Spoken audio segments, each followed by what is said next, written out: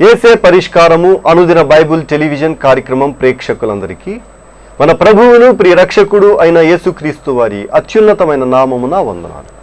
ప్రభువునందు ప్రియ దేవుని బిడ్డలారా, నేటి దినము పాస్టర్ కారుపాటి శ్యాంసాగర్ గారి ద్వారా కీర్తనల గ్రంథములోని శ్రేష్టమైన భాగాలను ధ్యానం చేసుకుందాము. మీరందరూ బైబిల్తోనూ నోట్బుక్తోనూ సిద్ధపడి ఉంటే గడచిన మంగళవారము మేము మీకు అందించిన క్విజ్ నెంబర్ 158లోని ప్రశ్నలు, వాటి సమాధానాలు ముందుగా చదువుతానండి. మీరు రాసిన సమాధానాలతో వాటిని సరిపోల్చుకోండి. క్విజ్ నెంబర్ 158 మొదటి ప్రశ్న. పక్షి తప్పించుకొనినట్లు మన ప్రాణము దేని నుండి తప్పించుకొని ఉన్నది? దీనికి సమాధానము వేటకాండ్ర ఊరి నుండి. రెండవ ప్రశ్న. యెహోవా యందు నమ్మిక ఉంచువారు ఏ విధముగా ఉందురు? దీనికి సమాధానము కదలక నిత్యము నిలుచు సియోను కొండవలే. మూడో ప్రశ్న. భక్తిహీనుల రాజదండము ఎవరి స్వాస్థ్యము మీద ఉండదు? దీనికి సమాధానము నీతిమంతుల స్వాస్థ్యము మీద. నాలుగో ప్రశ్న. మన నోటి నిండా నవ్వుండెను, రిఫరెన్స్ రాయండి. దీనికి సమాధానము 126వ కీర్తన 2వ వచనము. ఐదో ప్రశ్న. ఎవరు సంతోషగానముతో పంట కోసెదరు? దీనికి సమాధానము కన్నీళ్లు విడుచుచు విత్తువారు. అలాగే క్విజ్ నెంబర్ 158లోని ప్రశ్నలు నేను చదువుతున్నానండి, తొందరగా రాసుకోవడానికి ప్రయత్నం చేయండి. ఈ క్విజ్ నెంబర్ 158, 127 నుండి 132 కీర్తనల మధ్య ఇవ్వబడిన ప్రశ్నలు. మొదటి ప్రశ్న. యవ్వన కాలమందు పుట్టిన కుమారులు ఎటువంటి వారు?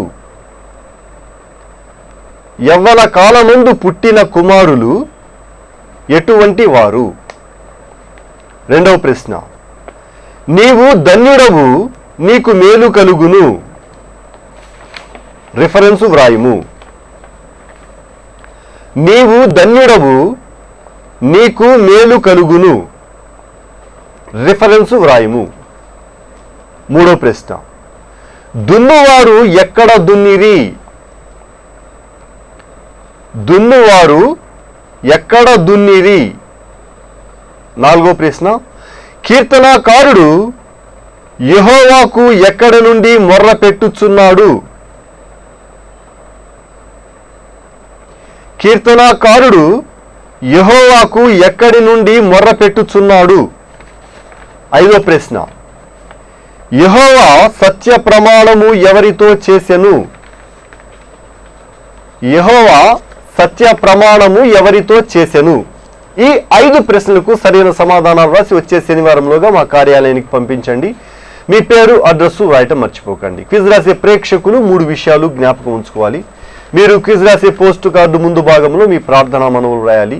వెనక భాగంలో పైన ఖాళీ ప్రదేశంలో పైన మీ క్విజ్ నెంబర్ రాసి క్రింద 5 ప్రశ్నల సమాధానాలు రాయాలి. అడ్రస్ విభాగంలో పాస్టర్ కారుపాటి శ్యాంసాగర్ గారు, ఏసే పరిష్కారము, వేదరాజు సినిమా హాల్ వద్ద, పత్తేబాద, ఏలూరు అని రాయటం మర్చిపోకండి. అలాగే క్విజ్ రాసేవాళ్ళు మరొక విషయాన్ని జ్ఞాపకం ఉంచుకోవాలండి. మనము క్విజ్ను మంగళవారానికి పోస్ట్ పోన్ చేసుకున్నాము. మరి ఆదివారమే మేము రికార్డింగ్ చేయటం అనేది సంభవిస్తూ ఉంటుంది. కాబట్టి శనివారంలోగా మీ యొక్క ఉత్తరాలు, మీ సమాధానాలు మాకు పంపించే విధంగా మీరు మీ యొక్క కార్డ్స్ను పోస్ట్ చేయమని కోరుకుంటూ ఉన్నాము. క్విజ్ నెంబర్ 157కు మాకు సమాధానాలు రాసిన వారు పత్తేబాద నుండి Y Sarojini, Pammi Hannamma, S Miriam, Suresh Kumar, K Durgabhavani, Mary Grace, Pemmaraju Kameswari, SG Pushpa Vijayaraju, Shantinagar నుండి V Sikhamani, G Aneesha, M Praveen Kumar, Olivia Elizabeth, Godi Gnanamani, Xavier Nagar నుండి K Kumari, J Jayaprada, T Santharatnam, RR Peta నుండి రాచేటి నవనీతం, దార్లా సుకుమారి, సత్రంపాడు నుండి గంటా వెంకటేశ్వరరావు, పోతునూరు నుండి కొమ్మారెడ్డి అకుల, ప్రిస్కిల్లా, కాళీ పారిజాతం, శనివారపేట నుండి బి రాహేలు, వివిజే లక్ష్మీబాయి, ఆగడాలంక నుండి జయమంగళ రూతు, వి ఇందిరా కుమారి, చాటపర్రు నుండి దారం స్వర్ణకుమారి, బేతాళ భారతి, గుడిపూడి రమేష్, మరియమ్మ, రవళిక, నున్నా సుస్మిత, వెన్నవల్లివారిపేట నుండి పి రాజవేణి, తాళ్ళూరి శాంతి, సుజన్, శాఖ సూజనమ్మ, బేతాళ దీవినమ్మ, శాస్త్రీనగర్ కాలనీ నుండి వి సుజాత, కె మోహనరావు, లింగపాలెం నుండి B Sankaram, Dorkamma, Suresh Kumar, Ramakuri Keerthana, Songa Ajay, Pranusha, Rokkala Mary Aparanjamma Bemudolu Varigamji Kranthi Rajaratnam Dharmajigudem J Sambaiah మాస్టారు Epugunta V Sunitha Mundur CH Gopalarao Nawabpet Jammulamudi Prabhavathi Lazar Kammavari shop EH Ratnaveni gun Bazar Poluboina Lakshmi Kamavarapu Kota B Ruthamma Lakshmivarapeta M Vanija B Jhansi Aminapeta Y Prema Albert Lankapeta Boda Naisi Kalpana Kothaponangi B Saritha Kumari airlines Jujjavarapu Swarnabhushanam Sanjay Gandhi colony J Vishrantamma Susheela Subbammadevi school centre Gurjala Nirmala Baburao Balayogi వంతెన Gandavalli Veronica Kothagudem D Mary Vatluru Bulla Nageswararao Manjula Tangellamudi Madipalli Sumalatha Kandrigudem Kondapalli Mariyamma Arundhathi Peta. అలాగే మాకు క్విజ్ నెంబర్ 156కు ఆలస్యంగా అందిన ఉత్తరాల యొక్క పేర్లు చదువుతున్నానండి. దార్ల సుకుమారి ఆర్ఆర్పేట, రాచేటి నవనీతం ఆర్ఆర్పేట, బి ప్రమీల, బి రాణి అయ్యప్పరాజుగూడెం, ఎల్ బేబీ రాణి శనివారపేట. క్విజ్ రాసిన మీ అందరికీ కూడా ఏసే పరిష్కారము కార్యాలయం నుండి ధన్యవాదాలు తెలియజేసుకుంటూ ఉన్నామండి. మీరందరూ సిద్ధపడి ఉంటే పాస్టర్ కారుపాటి శ్యామసాగర్ గారు ప్రార్థన చేసి ఈ దినపు వాక్య పరిచర్య చేస్తారు. ప్రభువునందు ప్రియమైన దేవుని బిడ్డలారా, ఈ రాత్రి కాలము దేవుని యొక్క వాక్యము నిమిత్తం ప్రార్థన చేసుకుందాం. తలలు వంచండి. మమ్మను మిక్కిలుగా ప్రేమిస్తున్న మా ప్రియ పరలోకపు తండ్రి, మీ ఘననామమునకు స్తోత్రాలు చెల్లిస్తున్నాను. మీ మహాకృపలో మా ప్రేక్షకులను దీవించి ఆశీర్వదించి మీ యందు భద్రపరిచి సహకారమును సహాయమునిచ్చి వాక్య ధ్యానం కొరకు సిద్ధపరిచినందుకు స్తోత్రాలు. ఈ బిడ్డలందరినీ మీరు దీవించమని ప్రార్థన చేస్తున్నాం. ప్రభు, ఈ రాత్రి కాలం మీ దాసులు మా తండ్రి గారు ఏసే పరిష్కారం ప్రొడ్యూసర్ గారి కొరకు ప్రార్థన చేస్తున్నాం. మీరిచ్చిన 70 సంవత్సరాల ఆయుష్ కొరకు మీకు వందనములు. దీర్ఘాయుష్ చేత మీ దాసుని ఆశీర్వదించండి. ఈ సంవత్సరం అంతా మీ దాసుని కాపాడినందున స్తోత్రాలు. రాబోతున్న సంవత్సరములు మీ సేవా పరిచర్యలో ఇంకను బలముగా వాడుకునండి. మా ప్రేక్షకులందరినీ దీవించండి. వాక్య ధ్యానం ద్వారా ఆశీర్వదించండి. క్విజ్ రాసిన బిడ్డలను ప్రాముఖ్యంగా మీరు దర్శించి ఆశీర్వదించండి. యేసు ప్రభువు పేరిట ప్రార్థిస్తున్నాము తండ్రి, ఆమేన్. ప్రభువునందు ప్రియమైన దేవుని బిడ్డలారా, ఏసే పరిష్కారం ప్రొడ్యూసర్ గారు మా తండ్రి గారు కారుపాటి జెరమియా స్వామిదాస్ గారికి 70వ సంవత్సర జన్మదిన శుభాకాంక్షలు ఏసే పరిష్కారం సిబ్బంది పక్షంగా మరియు వెలుగు printing press, Sajjan graphics, prayer cell పక్షంగా తెలియచేస్తూ ఉన్నా. వారి కొరకు మీరు కూడా ప్రార్థించాలని ప్రభు పేరిట మనవి చేస్తున్నాను. దేవుని యొక్క వాక్యములో నుండి కీర్తనల గ్రంథం 137వ సంకీర్తనను మనం ధ్యానం చేస్తున్నాం. 137వ సంకీర్తన దయచేసి మీ ముందు ఉంచుకోండి. ఈ కీర్తన అత్యధిక పండితులు ఎజ్రా అను భక్తుడు రాశాడని అంగీకరిస్తారు. దీని యందు 9 వచనములు వ్రాయబడ్డాయి. బబులోను చెరలో ఇశ్రాయేలీయుల అనుభవాలు, భావాలు ఇందులో పొందుపరచబడ్డాయి. మొదటి వచనం, బబులోను నదుల యొద్ద కూర్చుండి ఉన్నప్పుడు మనము సియోనును జ్ఞాపకము చేసుకుని ఏడ్చుచుంటిమి. వాటి మధ్యన ఉన్న నిరవంజి చెట్లకు మన సితారాలు తగిలించితిమి. అచ్చట మనలను చెరగొన్న వారు ఒక కీర్తన పాడుడి అనిరి.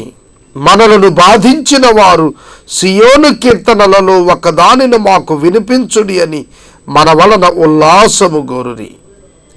అన్యదేశములో యెహోవా కీర్తనలు మనమెట్లు పాడుదుము. 4 వచనాలు నేను చదివాను.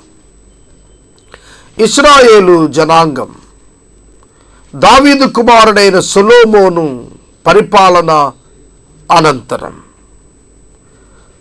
మరలా చెప్తున్నాను, దావీదు కుమారుడైన సొలొమోను యొక్క పరిపాలన అనంతరం, అనగా సౌలు 40 సంవత్సరాలు, దావీదు 40 సంవత్సరాలు, సొలొమోను 40 సంవత్సరాలు పరిపాలన అనంతరం రెహబాము, యెరోబాము అను రాజుల కాలమున ఉత్తర దక్షిణ రాజ్యములుగా విభాగించబడి 400 సంవత్సరాలకు పైగా 39 మంది రాజుల చేత ఇశ్రాయేలు, యూదా రాజ్యాలు పరిపాలించబడి, నెబుకద్నెజరు కాలములో యూదాను సిద్కియా పరిపాలిస్తున్న కాలంలో దండెత్తి వచ్చి ఇశ్రాయేలీయులను బబులోను చెరలోనికి తీసుకొని పోయారు. ఆలోచిస్తున్నారా? ఇశ్రాయేలీయులు అష్షూరు చెరకును, యూదావారు బబులోను చెరకును కొనిపోబడ్డారు. ఆ సమయంలో కెబారు నదీ తీరమున ఇశ్రాయేలీయులు ఇర్మియా రాస్తాడు ఆ ప్రవచనాలు. వారు నిరవంజి చెట్లకు సితారాలు తగిలించి వారు విచారముగా ఉన్నప్పుడు బబులోను వాసులు ఉల్లాసము కోరి ఇశ్రాయేలు గీతాలను పాడమని అడిగారు. వారు చెరలో ఉన్నారు. వారి అంతరంగములో నవ్వు లేదు, ఆనందం లేదు. వారు స్తుతించే స్థితిలో లేరు. కానీ అన్యజనాంగం అడుగుతున్నారు, మీరు స్తుతించండి, మీ దేవుని గురించి కీర్తనలు పాడండి, మీ ఆనంద గీతాలు ఎట్లుంటాయో మాకొకసారి వినిపించండి అని అడుగుతున్నారు. కానీ వారు చెరలో ఉన్నందున వారి గొంతు పెగలటం లేదు. అన్య జనుల దేశంలో యెహోవా కీర్తనలు మనం ఎట్లు పాడుతాం? సోదరుడా, సోదరి, ఇశ్రాయేలీ జనాంగం బబులోను చెరలో వారి యొక్క దుఃఖం మనం అన్యజనుల దేశంలో ఉన్నాం. మన దేశము నుండి బలవంతముగా బయటికి తీసుకురాబడ్డాం. కారణము మన వ్యక్తిగత పాపమే. దేవునితో సమాధాన పడకుండా, దేవుని కృపా కనికరాలు అనుభవించకుండా, శత్రు దేశములో, అన్య దేశములో, అన్య ఆచారాల మధ్య ఒంటరిగా ఉన్నటువంటి మనం ఎట్లా పాటలు పాడతాం? ఈ అనుభవం ఎందుకు వచ్చింది? దేవుని తిరస్కరించినందున వచ్చింది. దేవునికి లోబడనందున వచ్చింది. దేవుని యొక్క ఆజ్ఞలను పాటించనందున ఈ బబులోను అనుభవం వచ్చింది. వారికి అవమానం కలిగింది. దేవుని యొక్క వాక్యమునకు ఎవరైతే లోబడరో వారికి వాక్యమునకు విరుద్ధంగా ఉండినందున కలిగే ప్రతి విధమైనటువంటి పరిస్థితిని వారు ఎదుర్కోవాల్సి వస్తుంది. సోదరుడా, సోదరి, ఈ రాత్రి కాలం నీవెట్లా ఉన్నావు? నేనెట్లా ఉన్నాను? మన జీవితాలను మనం పరిశీలించుకోవాలి. 5వ వచనం, యెరూషలేమా, నేను నిన్ను మరిచిన ఎడల నా కుడి చేయి తన నేర్పు మరచునుగాక. యెరూషలేమా పిలుస్తున్నాడు. భక్తుడు అంటున్నాడు, యెరూషలేమా, నేను నిన్ను మరిచిన ఎడల. చరానుభవంలో యెరూషలేమును ఎట్లా మరువగలరు? దేవుని హస్తం, దేవుని యొక్క కృప, దేవుని మందిరం ఉండినటువంటి ఆ యెరూషలేమును ఎట్లా మరుస్తారు? నేను మరిచినట్లయితే నా కుడి చేయి తన నేర్పును మరచునుగాక. కుడి చేయి జీవనాధారం, నేర్పు ఉద్యోగములో మెళుకువ, వృత్తి మెళుకువ. వృత్తిలో మెళుకువ పోతే ఆ వృత్తి కలిగిన కళాకారుడికి కానీ, ఆ వృత్తిలో ఉన్న వ్యక్తికి కానీ ఆదాయం పడిపోతుంది, జీవనం తలకిందులవుతుంది. యెరూషలేమును మరిచిపోతే నా జీవనమే తలకిందులైపోతుంది అని భక్తుడు జ్ఞాపకం చేసుకుంటున్నాడు. కనుక తానెన్నడూ మరిచేవాడుగా ఉండనని తాను తెలియచేస్తున్నాడు. నేను నిన్ను జ్ఞాపకము చేసుకుని ఎడల నా ముఖ్య సంతోషము కంటే నేను యెరూషలేమును హెచ్చుగా ఎంచని ఎడల నా నాలుక నా అంగిట అంటుకును గాక. యెహోవా ఎదోము జనులు చేసినది జ్ఞాపకము చేసుకొనుము, నా నాలుక నా దవడను అంటుకొనును గాక. దేవుని యొక్క మందిరమును, సన్నిధిని, ఆయన మాటలను, ఆయన క్రియలను మరిచిన వారి జీవితాలు ఎండినటువంటి నాలుక వంటివిగా, అంగటను నాలుగు అంటుకొని పోవటం ప్రేత అనుభవానికి గుర్తు. ప్రేత భూమిలో ఉన్న స్థితిని వారు జ్ఞాపకం చేసుకుంటున్నారు.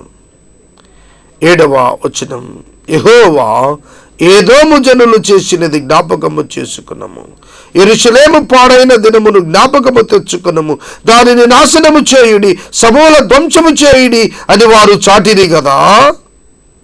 ఆలోచిస్తున్నారా? దానిని నాశనం చేయండి. యెరూషలేమును నాశనం చేయటం ఏమిటండి? అది ఎంత ప్రమాదం! అయినా కూడా నెబుకద్నెజరు 2 దాడులు చేశాడు. మొదటి దానిలో కొద్దిమందిని చెరగా తీసుకుపోయాడు, అందులో దానియేలు ఉన్నాడు. రెండవసారి సమూల నాశనం చేశాడు. ప్రియమైన దేవుని బిడ్డలారా, సిద్కియా కాలంలో ఒకసారి, యెహోయాకీము కాలంలో తుదకు ఆఖరిసారిగా ఆ భయంకరమైన సన్నివేశాన్ని ఊహించండి. యెరూషలేము బహు విలువైనటువంటి పట్టణంగా, బహుముఖ్యమైన పట్టణంగా, యూదులందరూ అక్కడికి వచ్చి ఆరాధనలు చేసుకునే పట్టణంగా ఉండగా వారంతటా వారి చేతే ఆ యెరూషలేము మందిరాన్ని పడగొట్టించి దానిని నేలపాలు చేశాడు. చూడండి, ఏ నెబుకద్నెజరు అయితే ఇది చేశాడో అదే నెబుకద్నెజరు ఇశ్రాయేలీయుల దేవుడే నిజమైన దేవుడు, ఈయనకు తప్ప ఎవరికి పూజించడానికి వీలు లేదని తాను విశ్వాసిగా మారి డిక్లేర్ చేస్తున్నాడు. సోదరుడా, సోదరి, ఆలోచిస్తున్నారా? యెరూషలేము దేవాలయంను పడగొట్టిన వాడు అగ్నిగొండ ఆ యొక్క గండములో షడ్రక్ మేషక్ అబేద్నెగోలు పడవేయబడినప్పుడు దేవుడు కాపాడిన రీతిని చూచి ఈ విధముగా రక్షింప సమర్థం కలిగిన దేవుడు ఎక్కడ లేడు, ఈయనే దేవుడు, సమస్త జనాంగం ఈయన్నే పూజించాలని చెప్పాడు. ప్రియమైన దేవుని బిడ్డలారా, ఎంత ఆశ్చర్యకార్యాలు చేస్తాడు మన దేవుడు! మన దేవుడు ఎంత ఆశ్చర్యకార్యాలు చేయగలిగిన వాడు ఎన్నడైనా ఆలోచించినారా? చూడండి, దేవుని యొక్క వాక్యములో దానియేలు గ్రంథం 3వ అధ్యాయం 28వ వచనం చదువుతాను. నెబుకద్నెజరు షద్రకు, మేషకు, అబేద్నెగో అను వీరి దేవుడు పూజార్హుడు. ఆయన తన దూతనంపి తన ఆశ్రయించిన దాసులను రక్షించెను. వారు తమ దేవునిని గాక మరి ఏ దేవునికి నమస్కరింపకయు, ఏ దేవుని సేవింపకయు ఉండమని తమ దేహములను అప్పగించి రాజు యొక్క ఆజ్ఞను వ్యర్థపరిచిని కాగా, నేనొక శాసనము నియమిస్తున్నాను. ఇప్పుడు కొత్త శాసనం ఇస్తున్నాడండి. ఇదివరకు నమస్కరించకపోతే, దేవుడికి కాక తన యొక్క ప్రతిమకు నమస్కరించకపోతే అగ్నిగుండములు వేస్తానన్నాడు. అది మొదటి శాసనం. దాన్ని తిరస్కరించారు, అగ్నిగుండములు వేయబడ్డారు, దేవుడు కాపాడాడు. ఇప్పుడు 2వ శాసనం డిక్లేర్ చేస్తున్నాడు. 29వ వచనం, ఇదిగో నేను ఒక శాసనం నియమిస్తున్నాను, ఏదనగా ఈ విధముగా రక్షించుటకు సమర్థుడకు దేవుడుగాక మరి ఏ దేవుడును లేడు. ఈ విధముగా రక్షించుటకు సమర్థుడకు దేవుడు కాక మరి ఏ దేవుడును లేడు. ఎంత గొప్ప సాక్ష్యం! ఎవరైతే యెరూషలేము మందిరాన్ని పడగొట్టినారో అదే రాజు చెప్తున్న సాక్ష్యం. ఈ విధముగా రక్షించు దేవుడు కాక మరి ఏ దేవుడును లేడు. కాగా ఏ జనులలో గాని, ఏ రాష్ట్రములో గాని, ఏ భాష మాట్లాడు వారిలో గాని షద్రకు, మేషకు, అబేద్నెగో అనువారి దేవుని ఎవడు దూషించునో వాడు తుత్తునియలుగా చేయబడును, వారి ఇల్లు ఎల్లప్పుడూ పెంటకుప్పగా ఉండబడును అని చెప్పి రాజు షద్రకు, మేషకు, అబేద్నెగోలను వారిని బబులోను సంస్థానములలో హెచ్చించెను. విశ్వాసి అయిపోయినాడు. నెబుకద్నెజరు ప్రభువును నమ్ముతున్నాడు, ప్రభువును అంగీకరిస్తున్నాడు, ప్రభువును పూజిస్తున్నాడు. ఎంత గొప్ప మార్పు! అన్యులను రక్షించడానికి, అన్య జనాంగం మధ్యన తన యొక్క గొప్ప శక్తిని రుజువుపరచడానికి దేవుడు తన ప్రజలను చెరకు పంపాడండి. వీరికి బుద్ధి రావటానికి అన్యులు ప్రభువును అంగీకరించడం గొప్ప కారణమైంది. సోదరుడా, సోదరి, ఈ మధ్య నేను ఒక వాల్ పోస్టర్ చూశాను. అందులో ఫలానా కులము నుండి ఫలానా ఆయన రక్షించబడ్డాడని రాసి సాక్ష్యం చెప్తారు అని రాశారు. ఎంత విచారకరం! క్రైస్తవులు అయి ఉన్నవారు చాలా జాగ్రత్తగా తమ యొక్క లిటరేచర్ను రాయటం నేర్చుకోవాలి. కులము నుండి కాదు రక్షించబడింది, పాపము నుండి రక్షించబడతాడు. ఏ కులం నుండి ఎవరు రక్షించబడాల్సిన అవసరం లేదు. క్రైస్తవ కులము నుండి కూడా రక్షించబడ్డాడు అని వ్రాయాలి సుమా. ఆ విధంగా రాయటం జరిగితే ఒక వ్యక్తి రక్షించబడేది కులము నుంచి కాదు, పాపము నుంచి, అపవాదు నుంచి, నిత్య నరకాగ్ని గుండము నుండి, శాపము నుండి రక్షించబడతాడు. ప్రియమైన దేవుని బిడ్డలారా, దేవుని యొక్క వాక్యం జ్ఞాపకం చేసుకోండి. అన్య జలాంగంతో కూడి క్రైస్తవులు జీవిస్తున్నారు ఈ లోకంలో. నీ యొక్క సాక్ష్యం ద్వారా, నీ జీవిత విధానం ద్వారా, not by your words but by your acts, నీ క్రియల ద్వారా మారాలి ప్రజలు. నువ్వు మాటలు చెప్పుకుంటూ పోతే ఎవడు మారడు. నీ జీవితం మాటలకు అనుకూలంగా మ్యాచ్ అయినప్పుడే, క్రియలలో మ్యాచ్ అయినప్పుడే అనేకులు నిన్ను నమ్ముతారు. ఒక బోడితల ఆయన కొబ్బరి నూనె బాగా ఫలిస్తుంది, మంచి వెంట్రుకలు వస్తాయని అంటే సాయంకాలం వరకు సైకిల్ వేసుకు తిరిగినా ఎవరు ఒక సీసా కూడా కొనలేదట. ఎందుకు కొనలేదు? ఆయన ఆ నూనె వాడి వెంట్రుకలు వస్తే చెప్పాలి సాక్ష్యం. చాలా పర్యాయాలు మనం సాక్ష్యాలు చెప్పేవారు ఉంటాం, కానీ ఆ సాక్ష్యం మన జీవితంలో ఉంటుందా? షడ్రక్, మేషక్, అబేద్నెగోలు ఆ సాక్ష్యాన్ని జీవితంలో చూపారు. అందుకే చక్రవర్తి మారిపోయాడు. సోదరుడా, సోదరి, ఈ రాత్రి కాలం ఒక క్రైస్తవుడుగా నీవేం చెప్తున్నావు? వాక్యంను మించి ఏదైనా మాట్లాడుతున్నావా? వాక్యంలో చెప్పాల్సింది చెప్పకుండా వదిలేస్తున్నావా? నిన్ను నీవు పరిశీలన చేసుకోవాలి. 137వ సంకీర్తన 8వ వచనం, పాడు చేయబడబోవు బబులోను కుమారి, నీవు మాకు చేసిన క్రియలను బట్టి నీకు ప్రతీకారము చేయువాడు ధన్యుడు. పాడు చేయబడబోవు, ఫ్యూచర్ టెన్స్, పాడు చేయబడబోవు బబులోను కుమారి. ఆలోచిస్తున్నారా? బబులోను కుమారి అంటే బబులోను ప్రజలారా అని అర్థం. బబులోనులో కుమారి ఉందని కాదు. యెరూషలేము కుమార్తెలారా అంటే యెరూషలేములో ఉన్నటువంటి స్త్రీలు. పాడు చేయబడబోవు బబులోను కుమారి, బబులోనులో ఉన్న స్త్రీ సమూహమా. దేవుని యొక్క వాక్యం వస్తోంది ఇక్కడ, నీవు మాకు చేసిన క్రియలను బట్టి నీకు ప్రతీకారము చేయువాడు ధన్యుడు. సోదరుడా, సోదరి, నీకు ప్రతీకారము చేయువాడు ధన్యుడు. దేవుని బిడ్డలను సంరక్షించే బాధ్యత తీసుకున్నవాడు ధన్యుడు. దేవుని బిడ్డలకు వ్యతిరేకముగా చేసే వారికి బుద్ధి చెప్పువాడు ధన్యుడు. సోదరుడా, సోదరి, దేవుని యొక్క వాక్యాన్ని గమనించండి. ధన్యతలోనికి రావాలని నీవు ఆశిస్తున్నట్లయితే ప్రార్థనా జీవితం ద్వారానే నీకు ధన్యత లభిస్తుంది. నీ ప్రార్థన ప్రభువు సన్నిధిని ఉంటుంది. యెహోవా విజ్ఞాపనకర్తలారా, యెహోవా విజ్ఞాపనకర్తలారా ప్రార్థన చేయండి అంటూ ఆయనను విశ్రమింపనీయకుడి అన్నాడు యెషయా గ్రంథంలో. ఆయనను విశ్రమింపనీయకుడి అంటే మీరు ప్రార్థన ఆపకండి అని అర్థం. ఆయన విశ్రమింపకుండా విశ్వాసులు చేయగలుగుతారా? అది కాదు అర్థం. ఆయనను విశ్రమింపనీయకుడి అనగా మీరు ప్రార్థన నిలుపుదల చేయకుండా చేస్తూనే ఉండండి, ఆయన కనికరిస్తాడు. నీ పసిపిల్లలను పట్టుకొని వారిని బండకు వేసి కొట్టువాడు ధన్యుడు. నీ పసిపిల్లలను పట్టుకొని వారి బండకు వేసి కొట్టువాడు ధన్యుడు. చూడండి, ఇక్కడ బబులోను కుమారు యొక్క పసిపిల్లలను బండకు కొట్టువాడు ధన్యుడు అంటాడు. దేవుని యొక్క తీర్పులు వచ్చినప్పుడు ఆ తీర్పులు అమలు పరుస్తున్నప్పుడు ఆ తీర్పులు అమలు పరుస్తున్నవాడు దోషి కాడు అని అర్థం చేసుకోవాలి.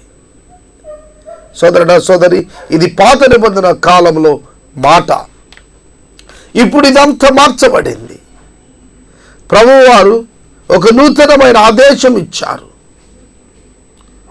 ఇది వారి భావాలు, ఇది వారి యొక్క ఉద్దేశాలను వారు మాట్లాడుతూ వచ్చారు. దేవుని తీర్పు ఆ విధంగా ఉంది కనుక అప్పుడు అది ఆ విధంగా చెప్పడం జరిగిందని అర్థం చేసుకోవాలి. అటువంటి విధానములో దేవుడు వీరికి తీర్పు తీరుస్తాడనే నిరీక్షణతో కూడినటువంటి ప్రవచనాలు వారికి ఉన్నాయి కనుక వారు అట్లా మాట్లాడారు. కానీ ఇప్పుడైతే మనం నీ పసిపిల్లలను బండకేసి కొట్టాలి గాక అంటే అది పెద్ద తిట్టు అవుతుంది. నీ బిడ్డలు దీవించబడాలి అని మనం చెప్పాలి. మనం చెరకు నెట్టిన వారిని దీవించబడాలని చెప్పాలి. మనల్ని బాధ పెట్టిన వారిని దీవించబడాలి వారని చెప్పాలి. తద్వారా దేవుడే వారిని చూచుకుంటాడు. దేవుడే వారి సంగతి చూచుకును గాక అని చెప్పగలగాలి. నేను వాక్యాన్ని ఇక్కడ నిలుపుదల చేస్తున్నాను.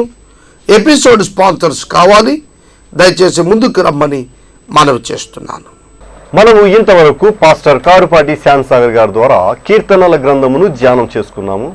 ఈ కార్యక్రమం ద్వారా మీరు పొందుకొనుచున్న ఆత్మీయ మేలులు ఒక ఉత్తరం ద్వారా మాకు తెలియచేయండి.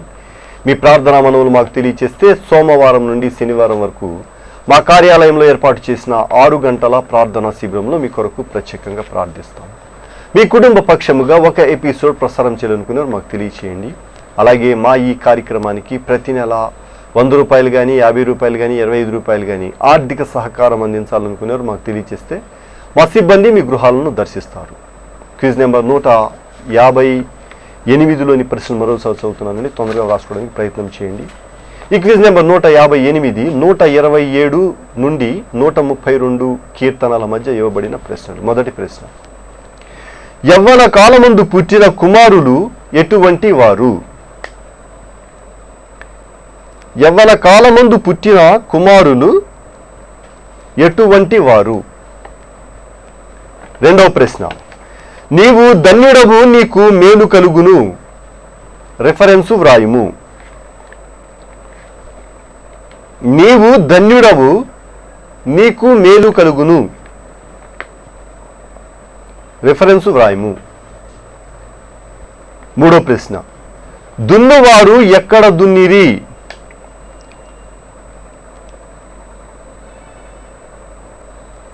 దున్నువారు ఎక్కడ దున్నిరి?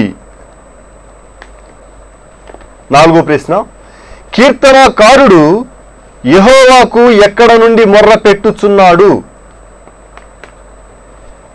కీర్తనకారుడు యెహోవాకు ఎక్కడ నుండి మొర్ర పెట్టుచున్నాడు? ఐదో ప్రశ్న, యెహోవా సత్య ప్రమాణము ఎవరితో చేసెను? యెహోవా సత్య ప్రమాణము ఎవరితో చేసెను? ఈ 5 ప్రశ్నలకు సరైన సమాధానాలు రాసి వచ్చే శనివారంలోగా మా కార్యాలయానికి పంపించండి. మీ పేరు అడ్రస్సు వ్రాయటం మర్చిపోకండి. వేసే పరిష్కారము ప్రేక్షకులకు ఒక ఆహ్వానం అండి. ఏలూరు పత్తేబాదాలో వేదరాజు సినిమా హాలు ఎదుట ఉన్న గ్యాస్ గోడౌన్ ప్రక్కన పాస్టర్ కారుపాటి శ్యామ్సాగర్ గారి చేత నిర్వహింపబడుతూ ఉన్న బెరాకా ప్రార్థన సహవాసానికి మిమ్మల్ందరినీ కూడా ప్రేమపూర్వకంగా ఆహ్వానిస్తూ ఉన్నాము. ఉదయము 10 గంటల నుంచి 1 గంట వరకు ఆదివారపు ఆరాధన ఉంటుందండి. దయచేసి ప్రేక్షకులు ఈ విషయాన్ని గమనించాల్సిందిగా కోరుకుంటూ ఉన్నాము. ముగింపు ప్రార్థన ఆశీర్వాదాలతో ఈ కార్యక్రమాన్ని ముగించుకుందాం. ప్రార్థన చేసుకుందాం. దయచేసి తలలో వంచండి, ప్రార్థనలో ఏకీభవించండి. మమ్మల్ని మిక్కిలిగా ప్రేమిస్తున్న మా ప్రియ పరలోకపు తండ్రి, మీకు స్తోత్రాలు చెల్లిస్తున్నాం. ప్రభు, ఈ దినం క్విజ్ రాసిన వారి పేర్లు చదివారు, వారందరినీ దీవించమని ప్రార్థన చేస్తున్నాం. మీరు మహిమ పొందాలని మేము ఆశిస్తున్నాం. ఈ రాత్రి కాలం అనారోగ్యంతో ఉన్న బిడ్డలకు ఆరోగ్యము దయచేయండి. ఆప్తులను పోగొట్టుకుని దుఃఖములో ఉన్న బిడ్డలకు ఆదరణ అనుగ్రహించండి. ఘనత మహిమ ప్రభావాలు మీరే పొందండి. యేసు ప్రభు పేరిట ప్రార్థిస్తున్నాము తండ్రి, ఆమెన్. మన తండ్రి అయిన దేవుని ప్రేమ, కుమారుడైన యేసుక్రీస్తు ప్రభు వారి యొక్క కృప, పరిశుద్ధాత్మ దేవుని యొక్క అన్యోన్య సహవాసం సదాకాలము మనకందరికీ తోడై ఉండునుగాక. ఆమెన్.